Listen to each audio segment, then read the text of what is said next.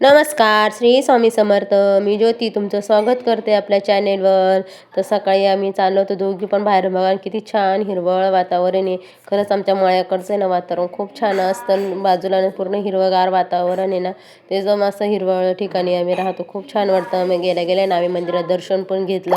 हे ना रेणुका मातेचं मंदिर आहे. आमची कुलदेवता आहे ना रेणुका माता आहे ना, मग आमच्या गल्लीत आहे ना रेणुका मातेचं मंदिर आता स्थापन केलेलं आहे. खूप छान मंदिर आहे. छोटंच मंदिर आहे पण खूप छान आहे. बघा रेणुकाई पण किती छान प्रसन्न वाटते.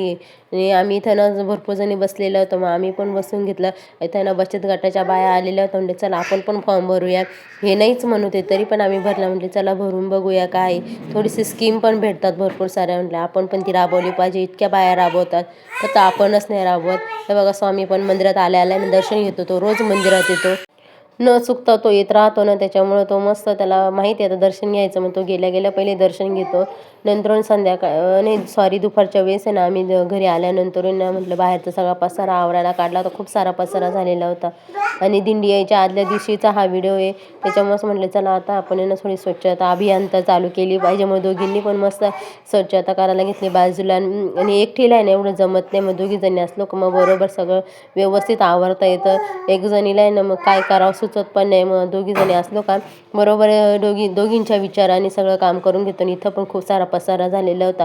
शेतकऱ्याच्या इथं आहे ना किती आवरलं तरी खूप सारा पसारा होतो. ताडपत्र्या खताच्या गोण्या असं खूप सारं राहतं. आणि हे ना सगळं गवाळ आहे ना मी बाहेर काढून फेकलं. आणि दोघीनं बरोबर आम्ही ना एकत्र असलो का बरोबर सगळं जिथल्या तिथं राहतं. कारण की आम्हाला आहे ना दोघींना एकत्र असलं तरच ते का बाहेरचे कामं करता येतात, नाही तर एकीला ना ते जमतच नाही खूप. हे बघा आणि ही फ्रीज आहे ना यांनी तर उगीच आणून ठेवलेलं आहे. कारण की त्यांना दुधासाठी लागत होतं पण काही उपयोग पण नाही झाला त्याचा. ते पण परत करायचं आहे, ते दुसऱ्याचं आहे ना त्याच्यामुळे. पण आता ते राहिलं आहे. जेव्हा नेतील तेव्हा नेतील. त्याच्यात आहे ना आम्ही खूप सारं सामान दुसरं भरून ठेवलं. जे न लागणारे सामान आहे ना छोटं छोटं ते पण भरून ठेवलं म्हणजे उंदरं त्रास देणार नाही. हे बघा का दोघींना ते सरकवता पण येत नव्हतं. पण सरकवलंच, खूप बळ लावून सरकवलं. प्लेन जागा असते ना तर ते इझी सरकलं असतं, पण तिथं प्लेन जागा नाही आहे ना त्याच्यामुळे ते सरकलं नाही. तुम्हाला मध्ये मध्ये ना स्वामीचा आवाज येत असेल, तो खूप मस्ती करतो आणि त्याच्यामुळे.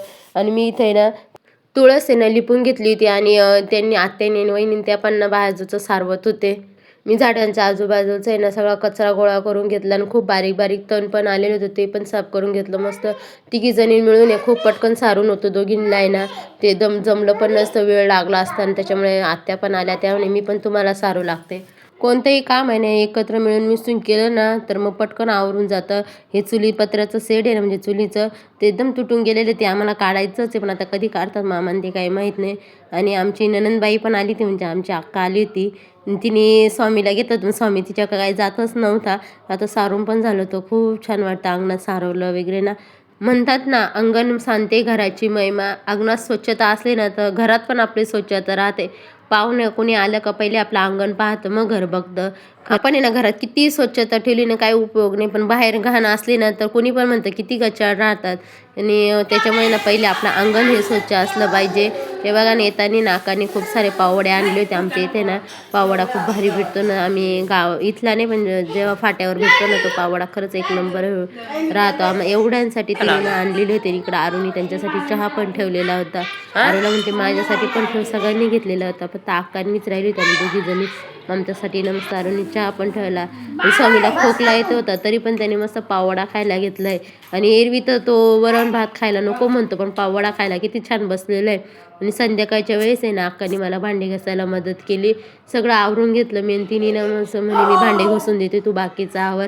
आणि ती आली का असं काही ना काही करतच राहते अक्का. त्याच्यामुळे ना ती असं का दुसऱ्या नंदांसारखं नाही का आली का बसून राहणार.